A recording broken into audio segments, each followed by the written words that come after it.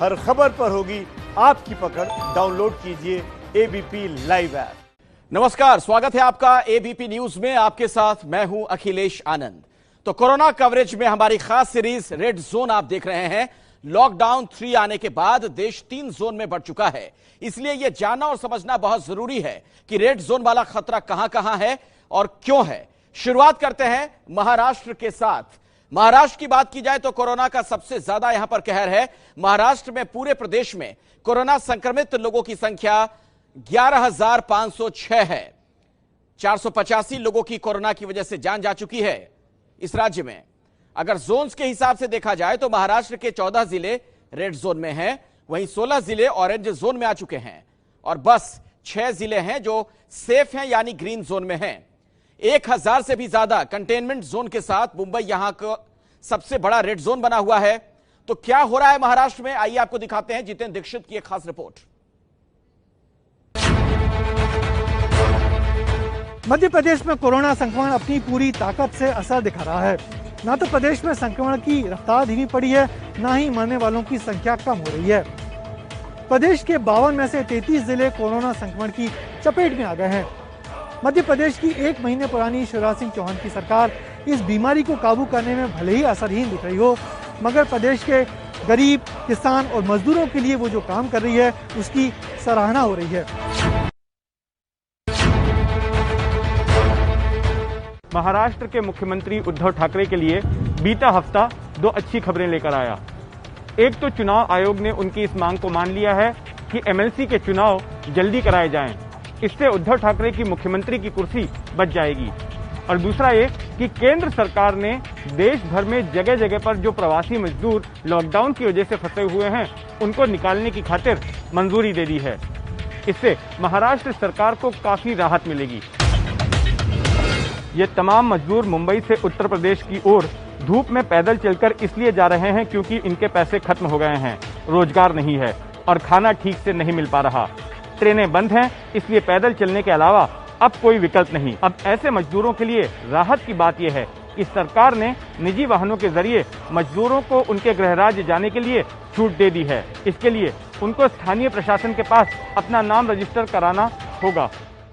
Collector के पास जो form issue करेंगे उसमें आपका नाम, आपका मोबाइल नंबर, कौन से राज्य में आप अटके पड़े हैं वहां का नाम, वहां के जिले का नाम, वहां के तालुका का नाम, वहां के गांव का नाम, या महाराष्ट्र में किस तालुका में या किस जिले में आप अटके पड़े वहां का नाम। उसी प्रकार आप अकेले हैं या परिवार के साथ हैं, आपका खुद का व्हीकल है या आपका खुद का व्हीकल नहीं है, ये पूरी डिटेल जो कलेक्टर फॉर्म देगा उसमें आपको भर के देना है और कलेक्टर की परमिशन मिलने के बाद ही आपको अपने राज्य में या महाराष्ट्र में अपने गांव में जाने दिया जाएगा। महाराष्ट्र सरकार के मुताबिक राज्य में 6.5 लाख मजदूर दूसरे राज्यों के मौजूद हैं। राज्य सरकार की ओर से बार बार केंद्र से निवेदन किया जा रहा था कि इन्हें निकालने के लिए या तो ट्रेनें चलाई जाएं या वैकल्पिक इंतजाम किए जाएं। सरकार पर ऐसे लोगों के भरण पोषण का दबाव था।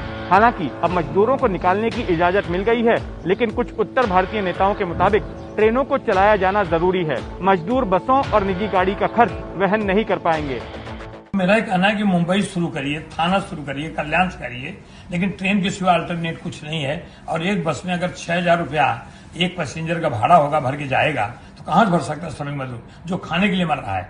इसलिए जो भी सुविधा हो, क्योंकि प्रधानमंत्री जी ने उस दिन कहा कि आदमी की जिंदगी के साथ उनको सब सुविधा देनी चाहिए। ये सारी जवाबदारी सरकार की होनी चाहिए और उन गरीबों को भेजने की जवाबदारी सरकार की होनी चाहिए और ये करना ही चाहिए। दूसरे राज्यों के मजदूरों को निकाले जाने के फैसले से महाराष्ट्र को और खास करके मुंबई को काफी राहत मिलेगी, क्योंकि मुंबई में इस तरह के प्रवासी मजदूर ज्यादातर झुग्गी बस्तियों में रहते हैं। ये ऐसी झुग्गी बस्तियां हैं जहां पर पतली सकरी गलियों के इर्द गिर्द छोटे छोटे कमरों में 5 से लेकर 15 लोग तक रहते हैं और ऐसे में सोशल डिस्टेंसिंग का पालन नहीं हो पाता और कोरोना के संक्रमण का बड़े पैमाने पर फैलने का खतरा बना रहता है। अब जब इन मजदूरों को इनके गृह राज्य वापस लौटने की इजाजत मिल गई है, तो ऐसे में सरकार के लिए इस जिम्मेदारी से भी थोड़ी सी राहत मिली है, जो कि इनको खिलाने पिलाने की थी, इनका भरण पोषण करने की थी, और इसके साथ साथ ऐसे इलाकों में चूंकि भीड़ भी कम होगी तो कोरोना की रोकथाम में भी मदद हो सकेगी। कोरोना के कहर से वे लोग भी लगातार प्रभावित हो रहे हैं जो कि इस वायरस के खिलाफ जंग में किसी न किसी तरह की भूमिका निभा रहे हैं। लॉकडाउन पर अमल करवाने वाले महाराष्ट्र पुलिस के करीब 50 पुलिसकर्मी कोरोना से संक्रमित हो चुके हैं। मुंबई के 3 पुलिसकर्मियों की अब तक कोरोना से संक्रमण के कारण मौत हो चुकी है। राज्य के तमाम जिलों की सीमाएं सील हैं और जरूरी सेवाओं से जुड़े लोगों के वाहनों को ही आने जाने की छूट दी जा रही है। हालांकि पुलिसकर्मियों को ड्यूटी के वक्त एहतियात बरतने की हिदायत दी गई है, लेकिन कोरोना से संक्रमित होने का जोखिम उन पर बना हुआ है। राज्य में बढ़ रही कोरोना संक्रमित पुलिसकर्मियों की संख्या देखते हुए उनकी खातिर विशेष हेल्पलाइन नंबर बनाई गई है और अस्पतालों में भी उनके लिए इंतजाम किए जा रहे हैं। हमको यहाँ पुलिस आयुक्त की तरफ से हमको बार बार कहा जाता है कि आप अपनी सावधानी रखो, लंबे से डिस्टेंस रखो और मास्क लगाए, शील्ड लगाए और ज़्यादा से ज़्यादा अपनी भी सुरक्षा रख दीजिए क्योंकि आप भी एक समाज के घटक हैं। महाराष्ट्र अब भी देश का सबसे ज्यादा कोरोना प्रभावित मरीजों का राज्य बना हुआ है। राज्य के मुंबई और पुणे जैसे बड़े शहर अब भी रेड जोन में शामिल हैं। मुंबई के धारावी की झुग्गी बस्ती में लगातार कोरोना प्रभावित मरीजों की संख्या बढ़ती जा रही है। मुंबई में करीब 1000 के ऊपर कंटेनमेंट जोन अब तक बन चुके हैं। मुंबई में करीब 1000 के ऊपर कंटेनमेंट जोन अब तक बन चुके हैं। महाराष्ट्र में शुक्रवार रात तक कोरोना प्रभावित मरीजों का आंकड़ा 11,506 तक हो गया है, जबकि मरने वालों की संख्या 485 तक पहुंच गई है। उद्धव ठाकरे अपने सामने आई 2 चुनौतियों में से एक को पार कर चुके हैं। सियासी चुनौती वो जीत चुके हैं, उनकी कुर्सी का बचना अब लगभग तय हो चुका है, वो मुख्यमंत्री बने रहेंगे। लेकिन कोरोना की चुनौती, इस महामारी की चुनौती अब भी जारी है और लोगों की निगाहें इसी बात पर लगी हुई हैं कि उद्धव ठाकरे कब महाराष्ट्र को कोरोना मुक्त कर पाते हैं। कैमरामैन अजीत कदम के साथ जितेंद्र दीक्षित, एबीपी न्यूज, मुंबई। अब हम आपको राजस्थान लिए चलते हैं। रेड जोन राजस्थान में क्या हालात हैं वो आपको बताएंगे। कल रात के आंकड़ों के मुताबिक प्रदेश में अब तक 2666 कोरोना संक्रमित लोग हो चुके हैं। जोन्स के हिसाब से राजस्थान में कोरोना के ताजा आंकड़ों पर आप एक नजर डालिए। राजस्थान में देखिए कुल 8 यहां पर जिले रेड जोन में हैं, इनमें जयपुर और जोधपुर भी शामिल है। 19 जिले ऑरेंज जोन में आते हैं, वहीं 6 जिले ग्रीन जोन में हैं। राहत की बात यह है कि राजस्थान में कोरोना से होने वाली मौत की संख्या दूसरे प्रदेशों से कम है। तो रेड जोन राजस्थान का क्या हाल है, आपको दिखाते हैं मनीष शर्मा की एक पड़ताल।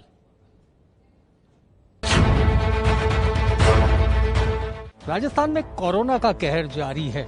प्रदेश में अब तक 2600 से ज्यादा कोरोना संक्रमण के मामले सामने आ चुके हैं। राजधानी जयपुर के अलावा जोधपुर, नागौर, कोटा, टोंक जैसे जिले कोरोना के हॉट स्पॉट बने हुए हैं। लेकिन राजस्थान के लिए बड़ी राहत की बात यह है कि कोरोना की वजह से होने वाली मौतों की संख्या यहां काफी कम है। इस बीच राजस्थान सरकार कोरोना टेस्ट की संख्या लगातार बढ़ा रही है। प्रदेश में अब तक 1 लाख से ज्यादा कोरोना टेस्ट हो चुके हैं, जो महाराष्ट्र और तमिलनाडु के बाद सर्वाधिक है।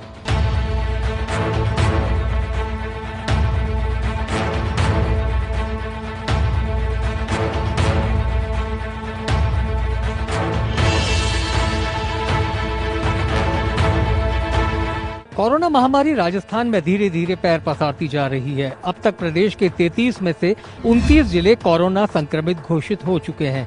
कुल मरीजों की बात की जाए तो राजस्थान में 2600 से ज्यादा कोरोना संक्रमित अब तक सामने आ चुके हैं। जयपुर के बाद जोधपुर और नागौर, कोटा ऐसे जिले हैं जहां पर 100 से ज्यादा मरीज हैं। अभी कुल संख्या की अगर बात की जाए तो 2600 से ज्यादा केसेस हैं पूरे स्टेट में, पर हमारा जो रिकवरी रेट है, ठीक होने वालों की संख्या और उनकी जो दर है वो काफी अच्छी है। मॉर्टेलिटी रेट लगभग 2% के आसपास है, जो अन्य राज्यों और राष्ट्रीय एवरेज के मुकाबले कम है। तो हम 2 तरीकों से कर पाए, एक तो अर्ली डिटेक्शन और दूसरा जो उनका क्लिनिकल मैनेजमेंट है। उस सबसे ज्यादा चैलेंजिंग अभी भी हमारे लिए जयपुर और जोधपुर है। हालांकि दोनों जगह एरियाज लिमिटेड हैं, बट क्वांटम जो कुल संख्या है वो ज्यादा है, पर हमारा भरोसा है कि इसको हम मैनेज कर लेंगे। राजस्थान की राजधानी जयपुर पिछले लंबे समय से कोरोना का हॉटस्पॉट बनी हुई है। जयपुर में अब तक 900 से ज्यादा कोरोना संक्रमित मामले सामने आ चुके हैं।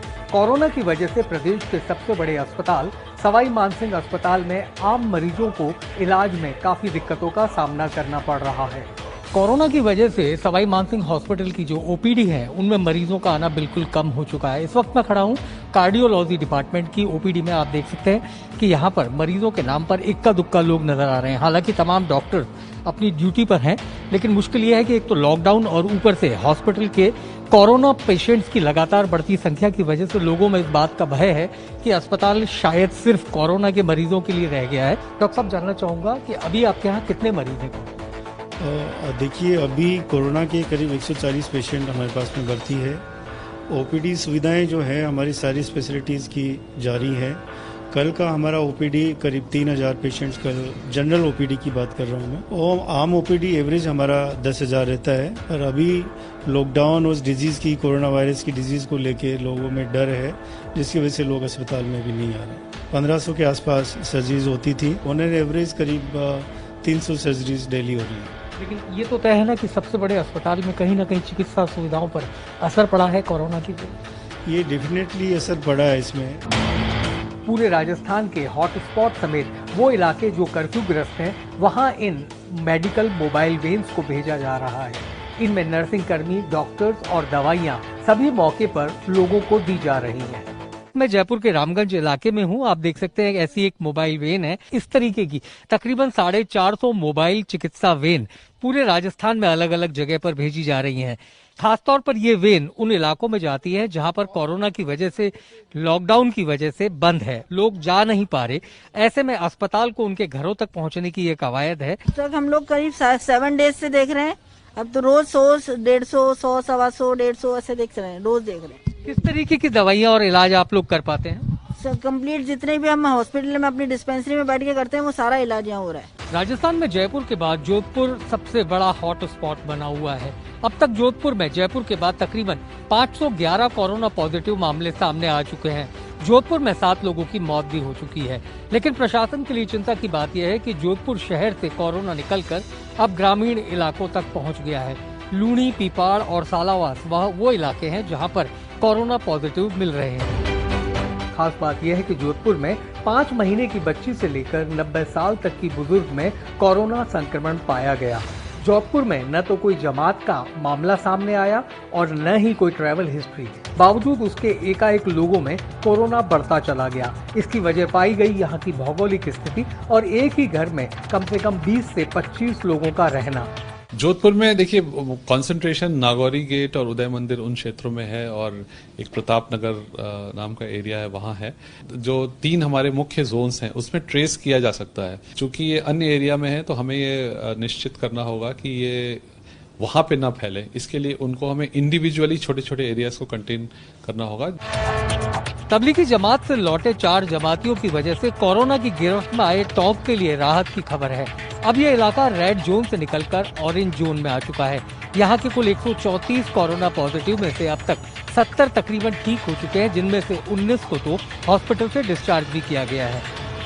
टोंक के बम्बोर गेट इलाका जो सिर्फ 300 मीटर के दायरे में, अब तक वहां 101 कोरोना पॉजिटिव सामने आ चुके हैं। लेकिन फिलहाल प्रशासन के लिए राहत की बात यह है कि टोंक अब धीरे धीरे एक बार फिर अपनी सामान्य गतिविधियों की तरफ लौट रहा है। हालांकि लॉकडाउन और कर्फ्यू यहाँ पर भी लागू है, लेकिन मरीजों की संख्याओं में थोड़ी बहुत कमी देखी जा रही है। कंटेनमेंट जो जोन है हमारा, उसमें सर्वे का कार्य नियमित रूप से चल रहा है। तो प्रजोद में नियमित रूप से सर्वे का कार्य चल रहा है, छठा राउंड चल रहा है। लॉकडाउन के पहले चरण तक राजस्थान के नागौर जिला में कोरोना संक्रमण का कोई मामला नहीं था। लेकिन मुंबई से नागौर के बासनी तक पहुंचे एक शख्स ने जब लोगों को कोरोना बांटना शुरू किया तो अचानक नागौर जिला हॉटस्पॉट बन गया। बासनी इलाके में इस व्यक्ति ने एक के बाद एक तकरीबन 90 लोगों को कोरोना संक्रमित कर दिया। फिलहाल नागौर में कोरोना के आंकड़े 118 तक पहुंच चुके हैं, लेकिन प्रशासन की चिंता है कि ये कहीं ग्रामीण इलाकों तक न पहुंच जाए। अब आपको मध्य प्रदेश लिए चलते हैं। मध्य प्रदेश में कोरोना ने किस तरीके से जनजीवन को प्रभावित किया वो जरा समझिए। खास तौर पर इंदौर, भोपाल और अब तो उज्जैन में भी हालात बहुत खराब हैं। जोन के हिसाब से अगर आप देखेंगे तो 9 जिले खतरे यानी कि रेड जोन में हैं। 19 जिलों में ऑरेंज जोन में, वहीं 26 जिलों की बात की जाए तो इस वक्त सेफ जोन यानी कि ग्रीन जोन में है। ये देखिए वो आंकड़े आपके सामने हैं। तो ये सबसे अच्छी खबर है कि यहां पर ग्रीन जोन अधिक है, लेकिन जो रेड जोन इलाके हैं वहां तो सरकारी मेडिकल बुलेटिन को लेकर ही सवाल उठ रहे हैं।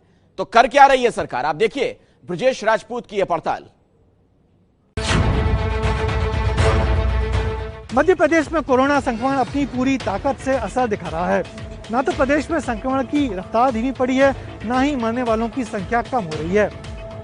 प्रदेश के 52 में से 33 जिले कोरोना संक्रमण की चपेट में आ गए हैं।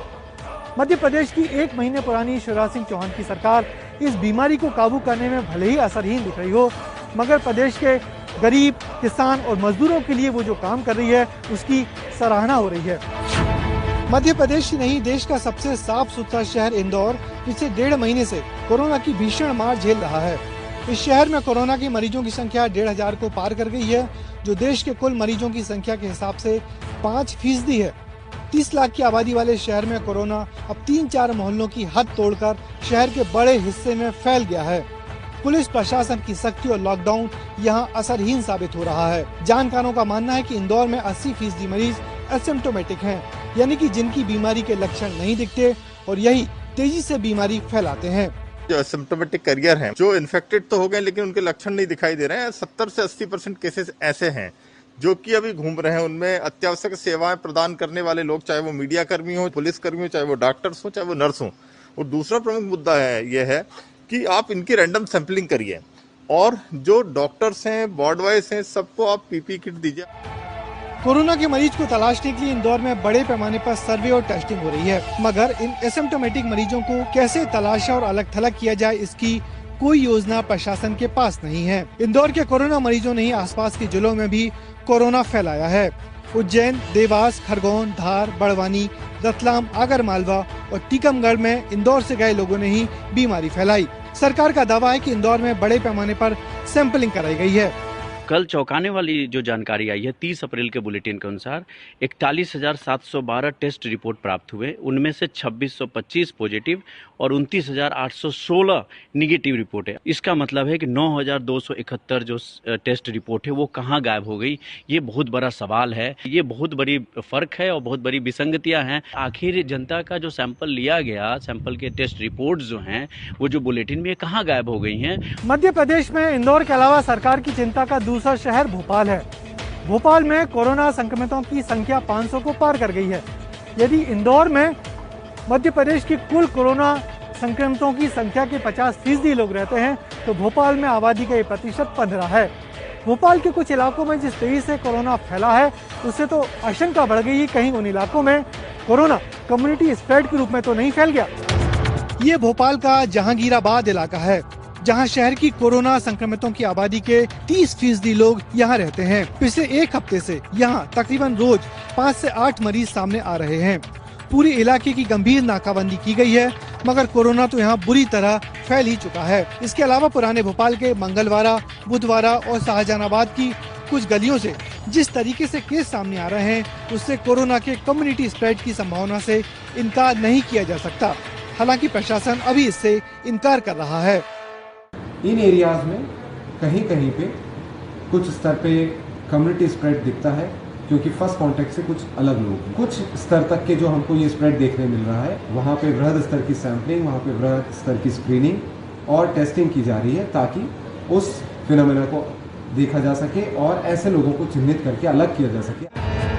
मध्य प्रदेश में पिछले 15 दिन कोरोना के हिसाब से बड़े भारी रहे। 1 हफ्ते पहले जहां प्रदेश के 50% जिले कोरोना संक्रमित थे, तो आज की तारीख में 60% जिले कोरोना की चपेट में आ गए हैं। 650 से ज्यादा कंटेनमेंट जोन बन गए हैं जहां कोरोना फैला है। प्रदेश की आर्थिक राजधानी इंदौर में 1513 मरीज हैं, तो 72 मौतें हुई हैं। भोपाल में 525 मरीज और 15 मौतें हो गई हैं। उधर जबलपुर में 88 मरीज और 1 मौत हुई है। मगर खरगोन में 70 मरीज और 7 मौतें हुई हैं, तो रायसेन सरी का छोटा जिला 57 मरीज और वहां पर 2 मौतें हुई हैं। इंदौर से सटे देवास में भी 26 मरीज और 7 मौतें हुई हैं। मगर उज्जैन का आंकड़ा सबसे चौंकाने वाला है, जहां 148 मरीज और अब तक 24 मौतें हुई हैं। तेजी से बढ़े मरीजों की संख्या और मौतों के लिहाज से ये प्रदेश में सबसे ज्यादा है। उज्जैन के बड़नगर की कहानी सबसे चौंकाने वाली है, जहां शहर के वेद परिवार में ही 7 लोगों की मौतें हो गई हैं और उनमें से 4 कोरोना पॉजिटिव पाए गए। अभी भी इस परिवार के 16 लोग संक्रमित हैं। इसी शहर के 28 लोग संक्रमण की चपेट में हैं, जिनका उज्जैन और बड़नगर में इलाज चल रहा है। जितने भी कॉन्टैक्ट हिस्ट्री में लोग आए हैं उन सबकी भी सैम्पलिंग हम लोगों ने कराई है, जिससे कि हम जल्द से जल्द उन लोगों को आइडेंटिफाई करें जो पॉजिटिव के रूप में या एसिम्प्टोमेटिक के रूप में वहाँ पर उपस्थित हैं। निश्चित ही आरडी में लैब का जो शुरुआत हुई है उससे उज्जैन जिले को काफी फायदा मिलेगा।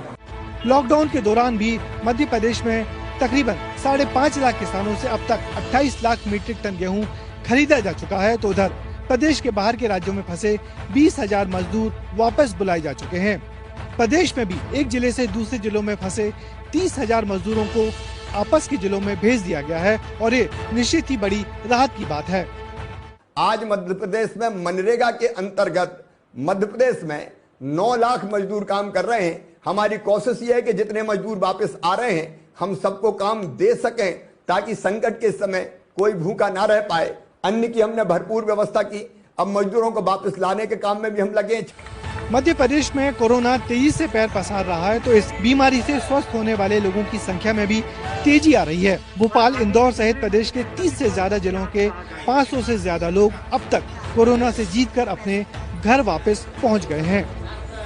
पिछले 1.5 महीने से कोरोना संक्रमण से जूझ रहे मध्य प्रदेश में आने वाले दिन बेहद चुनौतीपूर्ण है। जनता कब तक घरों में बंद रहे और कब तक कामकाज ठप रहे, इस पर सरकार सोच रही है। प्रदेश में कोरोना संक्रमण की गति धीमी तो पड़ी है, मगर काबू में अभी भी नहीं आ पाई है। लोगों के मन में यही सवाल है कि जब लॉकडाउन खुलेगा तब कोरोना पर कैसे काबू पाया जा सकेगा। एबीपी न्यूज पर आप देख रहे हैं रेड जोन और अब बात करेंगे दिल्ली की। देश की राजधानी है दिल्ली, कोरोना का कहर यहां भी जारी है। हर रोज नए मामले सामने आ रहे हैं और आज तो दक्षिण पश्चिम दिल्ली के कापासेड़ा इलाके में एक मकान में 41 कोरोना संक्रमण के मामले सामने आए हैं और यही वजह है कि दिल्ली के सभी 11 जिले रेड जोन में हैं। दिल्ली में ना तो कोई ऑरेंज जोन है, ना ही कोई ग्रीन जोन है। ये देखिए, सभी जिले रेड जोन की कैटेगरी में आते हैं। सरकार का दावा है कि ज्यादा टेस्टिंग की वजह से ज्यादा केस सामने आ रहे हैं। तो आप देखिए दिल्ली से कोरोना पर संवाददाता अंजलि सिंह की यह खास रिपोर्ट।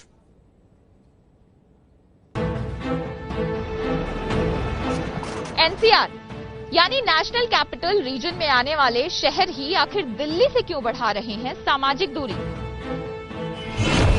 पड़ोसी राज्यों को दिल्ली से क्यों लगने लगा है डर? दिल्ली में कोरोना का केंद्र बने किन रेड जोन्स ने बढ़ा दी है दिल्ली सरकार की मुश्किलें? लॉकडाउन में मिली थोड़ी राहत, लेकिन कोरोना के मामलों में आया तेजी से उछाल। रेड जोन्स में टेस्टिंग और स्क्रीनिंग को लेकर आखिर क्या है केजरीवाल सरकार का मास्टर प्लान? देखिए मेरे साथ दिल्ली के कोरोना से संघर्ष की अब तक की कहानी। दिल्ली में कोरोना के पॉजिटिव केसेस की संख्या 3500 के पार जा चुकी है। दिल्ली में कंटेनमेंट जोन का शतक भी लग चुका है। लगातार बढ़ रहे कोरोना के मामलों के बीच अब पड़ोसी राज्य अपने यहां कोरोना संक्रमण फैलने को लेकर दिल्ली पर निशाना साधने लगे हैं, जिसका नतीजा ये है कि कोरोना से बचाव के लिए जरूरी सोशल डिस्टेंसिंग अब दिल्ली के बॉर्डर्स पर भी दिखाई देने लगी है। पहले उत्तर प्रदेश के गाजियाबाद और नोएडा प्रशासन ने दिल्ली की सीमा को बंद किया और अब हरियाणा ने भी अपना बॉर्डर सील कर दिया है। इन राज्यों का आरोप है कि दिल्ली से आवाजाही के चलते कोरोना उनके राज्यों में भी फैल रहा है।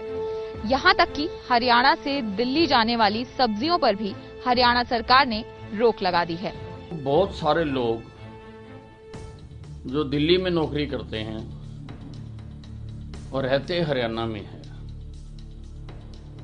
वो रोजाना पास बनाकर वहां से आ रहे हैं और वो कोरोना कैरियर बने हुए हैं।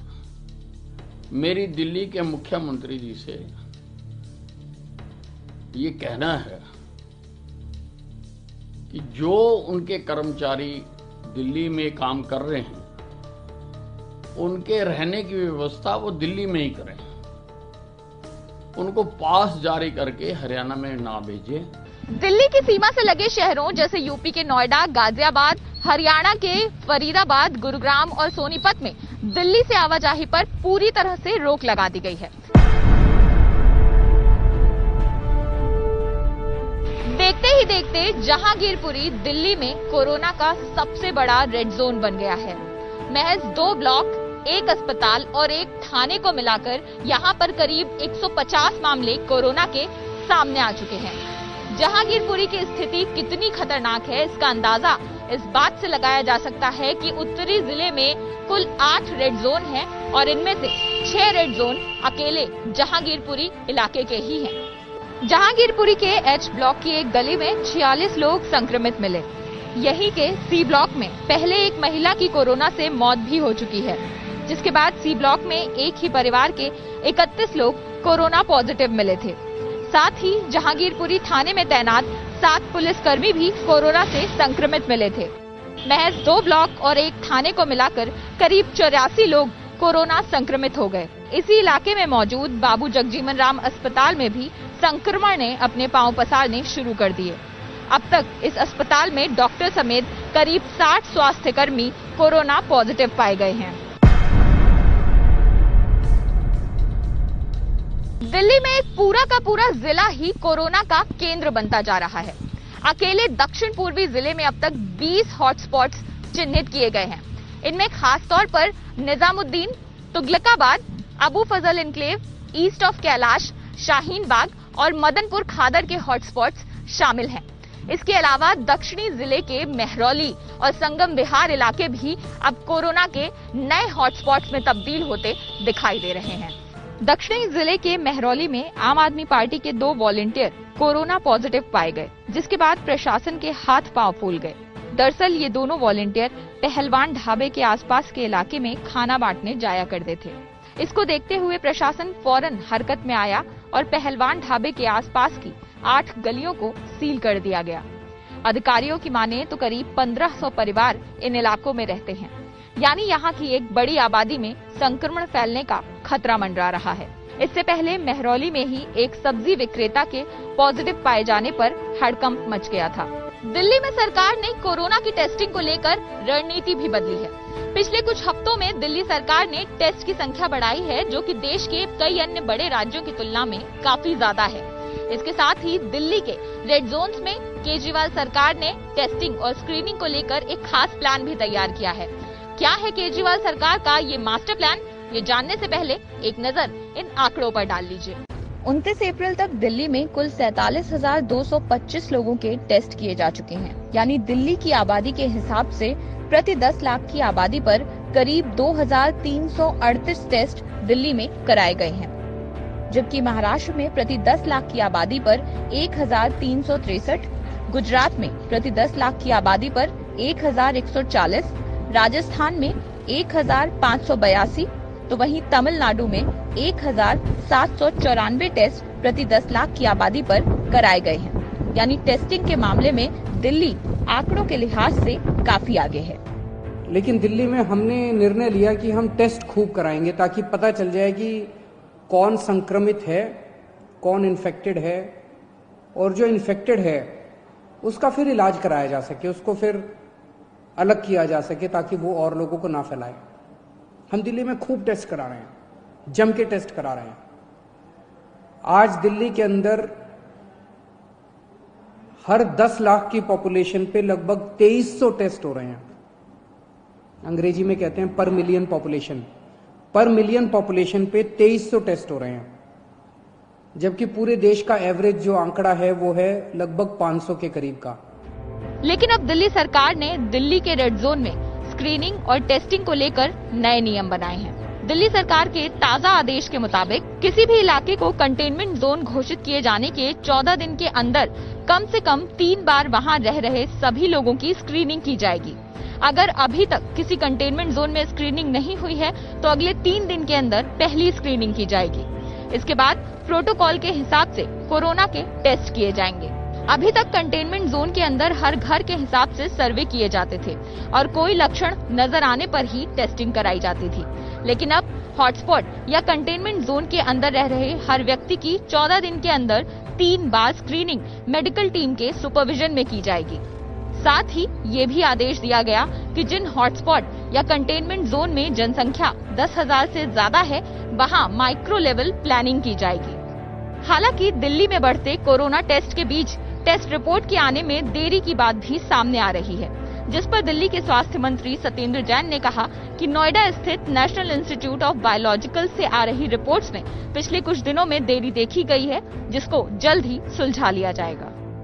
दिल्ली में एक और जहां लॉकडाउन में थोड़ी राहत देते हुए मुख्यमंत्री ने केंद्र के निर्देश पर कुछ सुविधाओं और कुछ दुकानों को खोलने को लेकर रियायत दी है, तो वहीं दूसरी ओर दिल्ली से प्रवासी मजदूरों को उनके राज्य वापस भेजना और कोटा में फंसे दिल्ली के छात्रों को वापस लेकर आने की चुनौती से निपटना अभी भी बाकी है। रेड जोन के अंदर जो जो छूट दी गई हैं वो सारी लागू होंगी।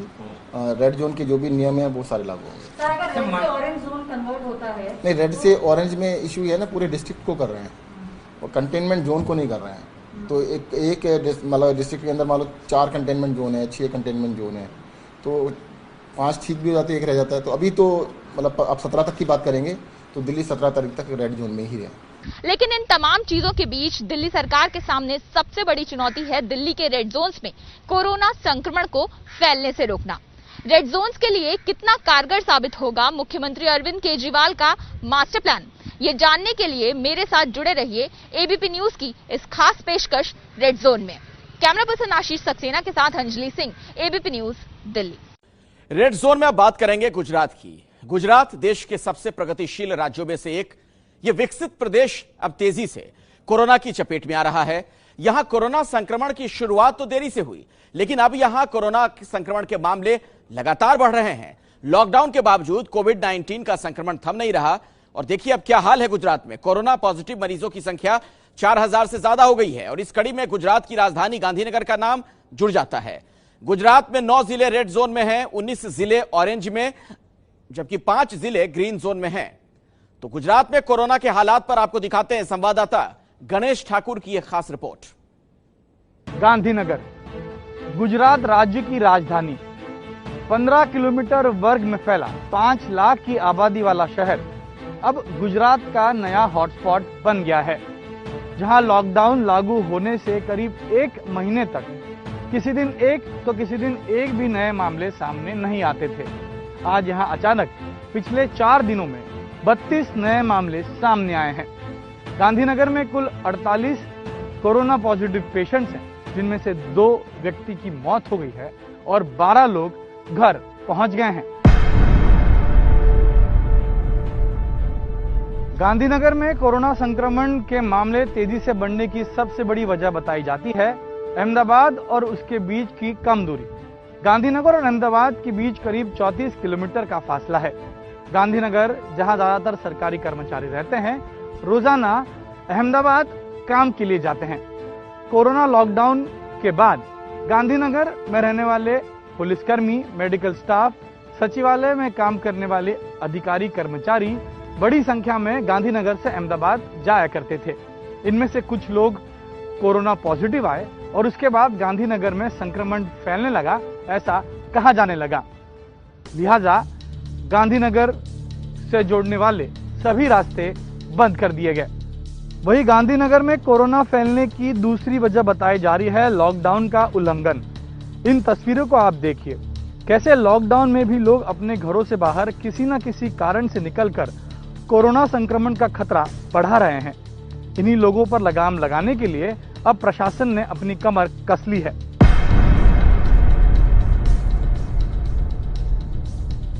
गुजरात में कोरोना का कहर देरी से शुरू हुआ, लेकिन अब वो तेजी से फैल रहा है। गुजरात में शुरुआत में कोरोना के ज्यादातर मामले 3 महानगर अहमदाबाद, सूरत और वडोदरा से आए थे, लेकिन धीरे धीरे गुजरात की स्थिति गंभीर होती जा रही है, क्योंकि लॉकडाउन जारी होने के बाद गुजरात के 7 जिले अहमदाबाद, सूरत, वडोदरा, कच्छ, गांधीनगर, भावनगर, इन जगहों से ही कोरोना संक्रमण के मामले सामने आ रहे थे। लेकिन अब कोरोना संक्रमण के मामले गुजरात के 30 जिलों से सामने आ रहे हैं, यानी लगभग गुजरात के सभी जिलों में अब कोरोना संक्रमण के मामले खड़े हो रहे हैं। कोरोना संक्रमण से राज्य में कुल 30 जिले प्रभावित हैं, लेकिन इनमें से सबसे बुरी तरह से प्रभावित जिलों में अहमदाबाद, सूरत और वडोदरा है। अहमदाबाद में 3026 केस, सूरत में 614 केस, वडोदरा में 279 केस और राजकोट में 58 केस सामने आए हैं। इसके अलावा आनंद में 74, भावनगर में 47, गांधीनगर में 48 केस सामने आए हैं। साथ ही भरूच में 31, बनासकांठा में 28, पंचमहल में 34, बोटाड में 20 लोग संक्रमित हुए हैं। गुजरात के अरावली में 19, पाटन में 17, छोटा उदयपुर में 13, नर्मदा में 12, महिसागर में 11, महसाणा में 11 और नवसारी, कच्छ और खेड़ा में 6-6 मामले सामने आए हैं। वहीं सूरत के सबसे बड़े कोरोना हॉटस्पॉट लिंबायत और रांधेर में भी लगातार कोरोना संक्रमण के मामले तेजी से बढ़ रहे हैं और इसकी वजह बताई जा रही है तबलीगी जमात। और वडोदरा के मुस्लिम बहुल इलाके नागरवाड़ा में भी कोरोना संक्रमण के मामले लगातार बढ़ रहे हैं। गांधीनगर में जो बिना वजह अहमदाबाद से लोग आ रहे थे, वो रेड जोन और हॉटस्पॉट एरिया से जो लोग आ रहे थे उन पे कंट्रोल हो गया और आज गांधीनगर में जो कोरोना का केस दिन ब दिन पॉजिटिव हो रहा है, वो लोग जो अहमदाबाद से हॉटस्पॉट एरिया से आ रहे हैं उन पे पूरा कंट्रोल हो गया है। वहीं हम गुजरात के रिकवरी रेट और मोर्टेलिटी रेट की तुलना देश से करें तो देश का रिकवरी रेट करीब 25% है, वहीं गुजरात का केवल 14%। देश का डेथ रेट 3% है तो गुजरात का है सबसे ज्यादा 5%। तो आखिर क्या वजह है कि गुजरात में कोरोना से मरने वालों की संख्या इतनी ज्यादा है? गुजरात सरकार और जानकारों के मुताबिक गुजरात में ज्यादा मौतों के लिए वुहान जैसे वायरस पर शक जताया जा रहा है। कोरोना का एल स्ट्रेन टाइप बेहद घातक होता है। गुजरात के बायोटेक्नोलॉजी रिसर्च सेंटर ने कोरोना की संरचना की डिकोडिंग की है, जिसमें 3 म्यूटेशन मिले हैं। गुजरात में फैला वायरस एल स्ट्रेन टाइप हो सकता है। चीन के वुहान शहर में भी एल स्ट्रेन टाइप वायरस की वजह से ही कई लोगों की मौत हुई थी और यही वजह है कि गुजरात में भी ज्यादा मौतों के लिए इसी एल स्ट्रेन टाइप वायरस पर शक जताया जा रहा है। कोरोना वायरस पर हुए रिसर्च के बाद देश में कोरोना वायरस के 3 स्ट्रेन पता चले हैं। इनमें से 2 स्ट्रेन सबसे घातक पाए गए हैं, एल स्ट्रेन और एस स्ट्रेन। वुहान में आया वायरस एल स्ट्रेन है और यही सबसे घातक है। इस एल स्ट्रेन से संक्रमित होने वाले मरीज की मौत जल्दी हो जाती है। जानकारी के मुताबिक एस स्ट्रेन का वायरस एल स्ट्रेन के म्यूटेशन से ही बना है। यह कम घातक है। केरल में अधिकांश मरीज दुबई से आए थे, वहाँ एस स्ट्रेन है, संभवतः इसीलिए केरल में कम जाने गई। गुजरात सरकार इसी एल स्ट्रेन पर रिसर्च करके इस महामारी की रोकथाम करने के उपाय में जुटी है। 2 प्रकार के इस वायरस के स्ट्रेन है, एक एस स्ट्रेन जो उतना घातक नहीं है और दूसरा है एक एल स्ट्रेन जिसकी ज्यादा एक विरुलेंट, जिसकी असर ज्यादा होती है। तो इसकी भी एक अनुसंधान रिसर्च हमारे साइंटिस्ट कर रहे हैं और माना जा रहा है कि शायद इस स्ट्रेन गुजरात में है, इस वजह से ये थोड़ा इस तरह से मृत्यु के अंक भी बढ़ रहे हैं। अलबत् जो लोग गंभीर बीमारी वाले हैं और बड़ी उम्र के हैं, उस ग्रुप में सबसे ज्यादा मृत्यु के केसेस निकल रहे हैं। तो आखिर ये L strain type virus Gujarat पहुंचा कैसे? तो उसका जवाब गुजरात और विदेश का नजदीकी रिश्ता है। गुजरात में अमेरिका से आने वाले लोगों की संख्या अधिक थी, जहां एल स्ट्रेन टाइप वायरस है। गुजरात का चीन, यूके, अमेरिका, यूरोप से करीब का नाता है। गुजरात के कारोबारी विदेशी कंपनियों के साथ मिलकर कारोबार करते हैं और गुजरात के कई लोग विदेश में रहते हैं। ऐसे में गुजरात से विदेश यात्रा करने वाले कई लोग हैं जो अक्सर विदेश आते जाते रहते हैं। सरकारी आंकड़ों के मुताबिक फरवरी और मार्च में विदेश यात्रा कर गुजरात लौटे करीब 400 ऐसे लोग थे जो कोरोना पॉजिटिव पाए गए और शक जताया जा रहा है कि इन्हीं विदेश यात्रा करने वाले गुजराती लोगों ने गुजरात में एल स्ट्रेन टाइप वायरस लाया। देश में चीन, अमेरिका और यूरोप के स्ट्रेन आए हैं। यूरोप में फैला वायरस अमेरिका से थोड़ा कम घातक बताया जा रहा है। हालांकि विशेषज्ञों ने साफ किया है कि कोरोना के एल स्ट्रेन और एस स्ट्रेन में ज्यादा फर्क नहीं समझना चाहिए। बेशक एल स्ट्रेन ज्यादा घातक है, लेकिन एस स्ट्रेन भी जानलेवा ही है। अगर किसी व्यक्ति को पहले से कोई बीमारी हो तो एस स्ट्रेन भी एल स्ट्रेन जैसा घातक साबित हो रहा है। गुजरात के कुल 34 हॉटस्पॉट्स में से अहमदाबाद, सूरत, भावनगर और वडोदरा में 21 जगहों को हॉटस्पॉट के तौर पर चिन्हित किया गया है। गुजरात सरकार ने घोषणा की है कि राज्य में हर दरवाजे तक जाकर लोगों की स्क्रीनिंग, निगरानी और टेस्टिंग होगी। देश के दूसरे हिस्सों की तुलना में गुजरात में कई ज्यादा टेस्ट हो रहे हैं। गुजरात में प्रति 10 लाख लोगों में संक्रमण के 19 मामले सामने आए हैं, जबकि तेलंगाना में 30, महाराष्ट्र में 28, उत्तर प्रदेश में 20, तमिलनाडु में 19 मामले सामने आए हैं। गुजरात के सूरत शहर की कुल जनसंख्या 50 लाख के करीब है, जिनमें से 12 लाख दूसरे राज्यों से सूरत आए काम करने वाले मजदूर हैं। ज्यादातर मजदूर सूरत के पावरलूम, टेक्सटाइल और डायमंड इंडस्ट्री में काम करते हैं, जो फिलहाल बंद पड़ी है।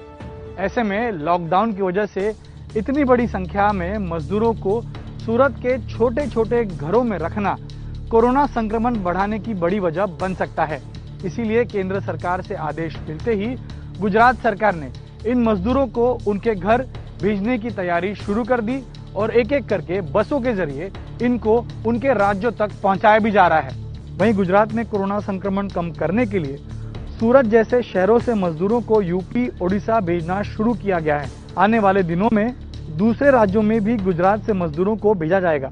गुजरात सरकार ने अब तक कुल 18 बसों में दूसरे राज्यों के मजदूरों को उनके राज्यों तक पहुंचाया है। इसमें ओडिशा और यूपी के राज्य हैं।